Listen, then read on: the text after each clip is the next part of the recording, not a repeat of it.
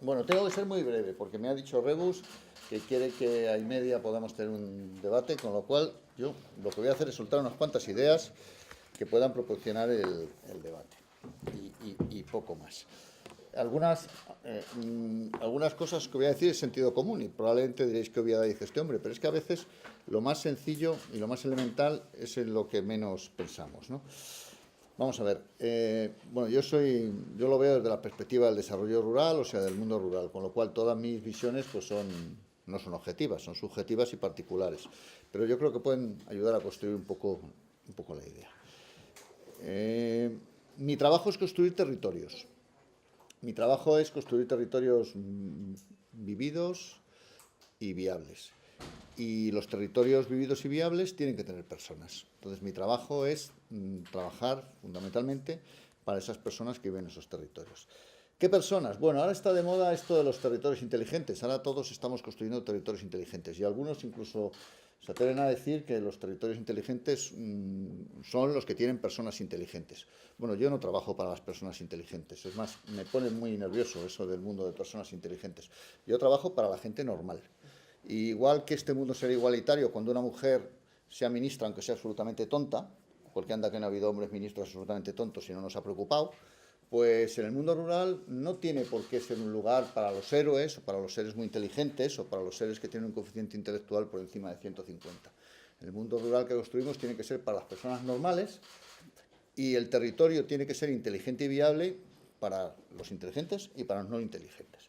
Eso quiere decir que tenemos que construir una sociedad rural en que quepa todo el mundo, que no sea una sociedad para héroes o para supervivientes. ¿Lo estamos consiguiendo? Pues no, las cosas como son. Lo que tenemos es una tremenda inercia de consideración del medio rural, apenas movilizada, una inercia que nos dice que el medio rural es un lugar de aprovisionamiento del urbano. Es un lugar donde los ciudadanos mayoritariamente urbanos buscamos cosas que necesitamos: agua, oxígeno, naturaleza, medio ambiente, cultura, el pasado, nuestra tierra, yo allí tengo el pueblo. Es decir, donde poco a poco es un espacio que necesitamos, pero que necesitamos desde un punto de vista que no me atrevo a calificar de egoísta, porque vivir no es egoísta, pero que necesitamos sin pensar lo que tiene detrás. Bien. Cuando la realidad es que el futuro del medio rural, si lo tiene, pasa, que lo tiene, yo creo que lo tiene, pasa por construir un territorio para ese territorio, construir un territorio para esa gente, construir un territorio para los ciudadanos que están ahí. Es decir, a mí no me interesa relativamente poco. Bueno, esto es una barbaridad y mi amiga María José Iglesias, que está por ahí, igual se escandaliza, pero a mí me interesa relativamente poco lo que produce el medio rural, interesándome mucho. Lo que me interesa más es que la gente que está en el medio rural sea feliz, porque creo que si son felices, pues a lo mejor producen, a lo mejor dan de comer, a lo mejor mantienen el medio ambiente. Pero creo que la clave de esta historia no es la producción, no son las toneladas, sino que es la gente, y trabajamos para la gente. En el medio rural, además, tenemos una, no sé si doble o triple o cuádruple invisibilidad, ¿no? Si pensamos en las mujeres será cuádruple, si pensamos en los hombres será tercera. Es decir, si pensamos en discapacitados también será cuádruple. Es decir, el medio rural es un espacio invisibilizado donde las personas que normalmente en la sociedad están invisibilizadas, pues están todavía más invisibilizadas. Es decir, no es verdad que la pobreza sea menos pobreza en el medio rural, no es verdad eso de que dices, no, bueno, pero el medio rural le ayuda a la familia de al lado, tiene el cultivo autoconsumo. No, o sea, en el medio rural los pobres son más pobres, los discapacitados son muy discapacitados y la gente que tiene diversidad funcional pues lo pasa peor que la gente que la tiene en el medio urbano. O sea, no es verdad que sea un lugar, y esto es un poco rupturista, pero hay que decirlo, no es ese lugar idílico que nos plantan en los cuentos de Heidi. Es un sitio donde los que viven mal viven todavía peor. En consecuencia, y además no se les ve, y además pasan desapercibidos, y además están escondidos dentro de la casa, y además no aparecen, ¿no? Nuestras mujeres en el medio rural no las ves, por lo menos en el medio urbano las ves por las calles. En el medio rural a veces se nos quedan recogidas en las cocinas, ¿no? Es decir, es una doble, triple o cuádruple invisibilidad, con lo cual, pues si hay que trabajar por superar esa lacra que significa que no todos somos iguales, por mucho que lo digan las constituciones y los reglamentos y las leyes, pues en el medio rural hay que trabajar más todavía. Y sin embargo es donde menos trabajamos, ¿no? El futuro del medio rural pasa por construir cohesión social y eso significa ser coherente. Es decir, pasa por construir territorios coherentes, territorios donde la gente pueda permitirse el lujo de vivir sin ser héroes, sin ser héroes. A mí también me preocupa esa imagen que a veces aparece de las personas que viven en el medio rural, que ordeñan las vacas, atienden la granja, cuidan, cuidan el hotel rural, además trabajan en los servicios sociales, organizan todos los sistemas, llevan a los niños. Es decir, esas heroínas de 23 horas al día trabajando, que encima las ponemos en las películas como que pues eso es terrible, eso es terrible. Yo no quiero construir un mundo rural a base de héroes, a base de supervivientes, a base de gente que literalmente está en las 7 cosas. Yo quiero un mundo rural con gente normal, que trabaja 8 horas, que tiene su ocio, que se dedica a sus expansiones, que tiene el derecho a fracasar, a equivocarse, que tiene sus vicios absolutamente denostables en lo privado, pero que comprensibles en lo humano. Yo quiero un mundo de gentes normales y realmente lo que estamos diciendo es que el mundo rural a veces es un espacio de mucho futuro, pero si somos Superman o Superwoman. Y yo no quiero ni Superman ni Superwoman. Por otra parte, ¿eso qué significa? Pues, hombre, que hay que cambiar muchas cosas. Y algunas cosas se dicen. Por ejemplo, la geometría. Es decir, la geometría del mundo rural actual no puede ser la del siglo XIX. Nuestra distribución de municipios puede responder a un patrón histórico, pero desde el punto de vista de gestión del territorio ha quedado superada por el tiempo. Y eso es una realidad imparable, que o la asumimos de alguna forma. No digo que haya que cambiar concejos, pero desde el punto de vista de funcionamiento o la asumimos o no va a poder tener solución. Los espacios sin crecer se han vuelto más pequeños, la distancia se han minorado, las carreteras nos han hecho que las escalas se hayan cambiado y eso tenemos que considerarlo en la planificación. Hemos hecho una administración que abraza mucho, pero a veces abraza demasiado y a veces se convierte genera una complejidad administrativa que no es coherente con el mundo rural. Es decir, si es difícil a un ciudadano urbano que está metido el día a día en los papeles y en las cosas saber las claves de lo que es la gestión administrativa, imaginaros lo que es una persona rural, o una persona rural que vive en el mundo de la exclusión, o una persona rural que vive en el mundo de los servicios sociales. Hemos hecho un mundo muy complicado. Y además seguimos empeñados en avanzar en un modelo que es el modelo de la regulación y la autorización frente al modelo del autocontrol. Me gusta mucho el modelo del autocontrol. Oiga, yo no le tengo por qué autorizar. Usted sabe lo que tiene que hacer. Es un ciudadano responsable. Hágalo. Si se equivoca y es punible, no se preocupe, que aquí estaremos. Pero el sistema de regulación en que todo tiene que estar regulado y autorizado previamente, pues sinceramente no me acaba de convencer. Y lógicamente esto nos lleva a hablar de recursos, de si tenemos capacidades, de si tenemos recursos, si tenemos posibilidades. Y lógicamente en estos casos todos miramos hacia la PAC. Y a veces le exigimos cosas que no le podemos exigir. Pero en cualquier caso, lo que sí os digo, y de la PAC, la Política Agraria Común, de la PAC se va a hablar mucho en los próximos meses y años, es que la PAC no puede aportarse de la equidad. O sea, no podemos, en base a la justificación productiva, al rendimiento económico o a la necesidad de mantener una pretendida modus vivendi con los perceptores tradicionales de la PAC, apartarnos cada vez más de la equidad y de la justicia. Todos los recursos económicos que vayan al medio rural, todas las políticas activas que vayan al medio rural, tienen que ir sobre todo a hacer una sociedad mejor para todos. Luego puede dar solución personal a personas concretas, pueden ser muy satisfactorios para el ganadero A o para el industrial B, pero sobre todo, más allá del ganadero A, del industrial B o del concejo C, tienen que ser instrumentos al servicio de ser una sociedad más ética para todos. Si no son así, lo estaremos haciendo mal. En consecuencia, ahora que se va a empezar a hablar del nuevo modelo de programación de la política agraria común, yo os pido a la gente que estáis en los temas de la solidaridad, en los temas de la justicia, en los temas de la equidad, en los temas del compromiso por la ciudadanía, que queráis estar y que nos obliguéis a que estéis. Es decir, la PAC no es solo una cuestión de los agricultores y ganaderos, que es muy importante para ellos. La PAC es una política pública que pagamos todos los europeos y que todos los europeos tenemos derecho a decir cómo se quiere que aplicar. Y igual que yo no quiero una PAC ambientalmente inaceptable, tampoco quiero una PAC éticamente insostenible. Tiene que contribuir a eso. Es verdad que es una política agraria, pero tiene que contribuir a eso. El despoblamiento. Bueno, no puedo dejar de hablar un poquito del tema. El despoblamiento.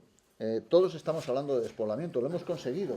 Está todos los días en los periódicos. No hay, ayer entró una iglesia, familia cristiana, el despoblamiento. Entro en una biblioteca atea, familia no cristiana, el despoblamiento. Todos estamos hablando. el despoblamiento. Está bien, hay comisiones en el Senado, en el Congreso, tenemos planes regionales, planes nacionales, planes locales, bien. Y es verdad, los datos son terribles, ¿no? Pero el despoblamiento no es una enfermedad, es un síntoma. O sea, yo no creo que el problema esté en el despoblamiento, el problema está en las causas que contribuyen al despoblamiento. Porque tampoco quiero que la gente se quede en el medio rural si no quiere quedarse. O sea, no podemos tampoco pretender que el problema del despoblamiento se arregla simplemente diciendo, la gente es que no se vaya. No, la gente se va por algo. La gente se va por algo. Y vuelvo al principio de la presentación. Yo no quiero héroes en el medio rural. O sea, no quiero seres espléndidos que están por encima de la normalidad y que estén ahí porque quieran resistir como últimos bastiones. El despoblamiento se produce porque la calidad de vida de nuestro medio rural, comparable con otros sitios, a la gente le parece insuficiente. El despoblamiento se produce porque hay otras oportunidades de trabajo mucho mejores fuera que dentro. El despoblamiento se produce porque los servicios asociados no tienen el mismo nivel de prestación. Y si no atajamos eso, a mí no me importa que determinadas zonas del territorio pierdan población. Si la gente que queda tiene calidad de vida, tiene calidad de servicio y es feliz. A mí el problema no es la densidad de población, el problema es la calidad de la población. Hay zonas en el medio oeste americano que están más desiertas que Asturias. Y sin embargo la gente vive y vive muy bien. O sea, no nos obsesionemos con las densidades, porque el dato cuantitativo en este caso es profundamente engañoso y además absolutamente brutal para los que obligamos a vivir en ese dato cuantitativo. Obsesionémonos en las cualidades, en lo cualitativo. ¿Queremos que la gente viva en el medio rural? Pues que la gente tiene que ser feliz. Si no conseguimos un escenario de felicidad, la gente se nos va ahí. Y no podemos hacer de los ciudadanos rurales rehenes que enmascaren nuestra incompetencia por resolver los problemas o nuestra falta de coraje para decir la verdad pensando que pueda ser políticamente incorrecto. Y la verdad en algunos sitios es que no tenemos resoluciones. Y la verdad en algunos sitios es que difícilmente van a dejar de poder evitarse que se queden vacíos. Hay lugares durísimos de la España interior donde la vida ha sido simplemente supervivencia por imposibilidad de irse. Es difícil decir a la gente que se quede ahí, más allá de una línea de heroísmo personal. Y eso lo tenemos que entender con toda normalidad. ¿Por qué no hablamos en el lenguaje de la gestión de lo público, el lenguaje que habla la gente de la calle?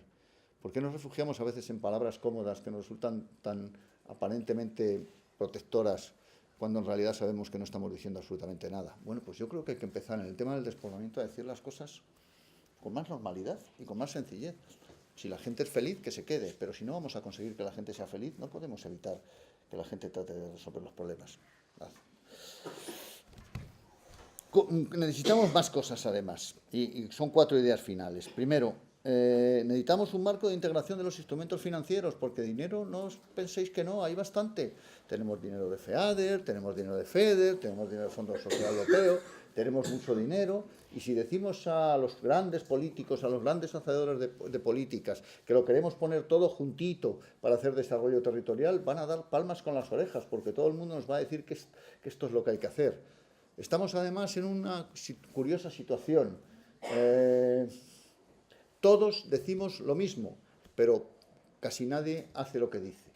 Todos decimos que hay que integrar los fondos, que hay que hacer políticas transversales, que tenemos que unificar los territorios para que no haya 8 marcos de programación distintos, que los gestores territoriales tienen que tener visión transversal. No vais a oír a nadie que no diga eso. Pero realmente va a ser muy difícil que después Lina y yo nos sigamos haciendo cada uno lo nuestro, pensando que somos mundos separados, porque difícilmente podemos vencer esa inercia que nos mueve. Y es verdad que la administración está en una inercia que es muy difícil mover, salvo que la pongamos un poquito patas arriba. Y quizá ha llegado el momento de, sin ningún tipo de arrebato revolucionario, decir que las cosas hay que ponerlas un poquito patas arriba y que cada cierto tiempo no está mal convulsionar el tema y que los odres o los barriles fermentados no producen buen vino ni buena sidra, producen vinagre, y que llega un momento en que hay que cambiar el barril. Tampoco pasa nada por decir eso de vez en cuando y plantear un horizonte absolutamente nuevo. De las cenizas de los mundos antiguos se construyeron nuevas civilizaciones. Los contrafuertes y los estribos y los cimientos de las iglesias románicas sirvieron de soporte para las iglesias góticas. Y no pasa nada. Quizá Debamos de romper muchas más cosas de las que pensamos, pero estamos en esa inercia. Insisto, dinero hay, recursos hay, pero tenemos que ponerlo junto. Y tenemos que hacer eso tan difícil que es política transversal con alguien que sepa y que quiera hacer política transversal. Y alguien que esté dispuesto a perder todo porque no tenga nada que perder a lo mejor. Tenemos que ir a un marco legal mucho más simple. Yo, cuando miro lo que tengo enfrente en mi despacho, que es una librería llena de libros, y pienso que en todos esos libros está el marco jurídico que desarrolla mi actividad, no me cabe la menor duda de que todos los actos que hago son ilegales, porque es imposible que se ajusten a esa tonelada de papeles que tengo enfrente. Y si eso lo digo yo, que soy un gestor público, ¿qué dice un ciudadano? Hemos hecho un mundo tremendamente complejo. Tenemos que devolverle simplicidad. No vamos a romper las inercias si no devolvemos un poco de simplicidad. Tenemos que devolver más subsidiariedad al territorio, sí, y además sin miedo, y sin abrazos de oso. Y luego dos últimas ideas. Hay una idea que oí hace poco, que luego estoy investigando y existe, y hay algunos países que la aplican y que funciona muy bien, que es lo de la lente rural. La lente rural. Es decir, Canadá hace 20 años se encontraba en una situación relativamente parecida a nosotros. Tenía problemas en su medio rural. Y decidieron incorporar que, igual que en cualquier cosa que hacía la administración canadiense, tanto la federal como la de los departamentos, los estados, igual que había evaluaciones de impacto o igual que había evaluaciones de género, tenía que haber evaluaciones de ruralidad. De manera que todo lo que hiciera el gobierno federal o que todo lo que hicieran los gobiernos de los estados tuviera que pasar previamente un análisis de ruralidad. Y si no era favorable o no incentivaba al medio rural, no se ponía en marcha. No se ponía en marcha. Bueno, esa lente rural pues ha permitido que todo lo que se haga en Canadá en los últimos 20 años tenga la inspiración de lo rural. Porque el medio rural le pasa como a las mujeres, y nos acercamos al 8 de marzo y a lo mejor hay que salir un rato ahí a la calle a decir algo. Es que lo que no se ve no existe, y el medio rural no se ve, no se ve. Necesitamos esa mente rural. Y luego después yo quiero, y esto es un acto líder, reivindicar el papel del líder y reivindicar el papel de las cosas bajitas y pequeñitas, ¿no? de esas cosas que pasan por desapercibida. El líder, durante los últimos 25 años, está tratando a trancas y a barrancas, y no tienen que ver con el programa de televisión del hormiguero, estos dos personajes que estoy diciendo, a trancas y a barrancas en su conciencia personal, de construir esto que estoy diciendo. Y le cuesta hacerlo. Y no solamente le cuesta hacerlo, sino que además genera desconfianzas, tanto de los políticos que piensan que les está quedando capacidad, como de algunos que piensan que eso es un tinglado extraño en que se juntan todos. Bueno, pues el líder es un poco de los escenarios abiertos donde entra aire fresco. Y que estéis aquí me parece estupendo porque contribuye a ese aire fresco. Y yo creo que si todos miráramos un poquito en el líder y viéramos cómo funciona, no digo que fuéramos a encontrar la solución, pero digo que a lo mejor alguna idea se nos ampliaba para encontrar la solución. Tenemos muchísimo trabajo por delante y las cosas van cómodas, pero no van bien. Y resolver los problemas de la gente significa asumir que las cosas siempre se pueden mejorar. Tenemos mucho que cambiar, no es fácil, pero si la sociedad, y vosotros sois sociedad civil, no nos obligan, nosotros seguiremos en nuestra inercia. No porque queramos o porque no queramos, sino como decía aquel personaje de Roger Rabbit, sino porque nos pintan así. Y es verdad, nos quieren pintar así y seguiremos en la inercia. Muchas gracias.